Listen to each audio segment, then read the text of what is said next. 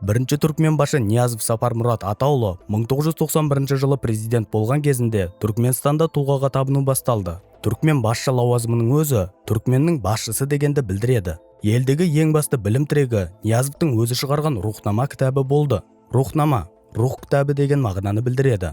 Ол кітапта ешкімге белгілі болмаған құпиялар жазылдымыз. Мысалға үлкендерді сыйлау керек, ұрлық деген жаман, ал отбасы жақсы.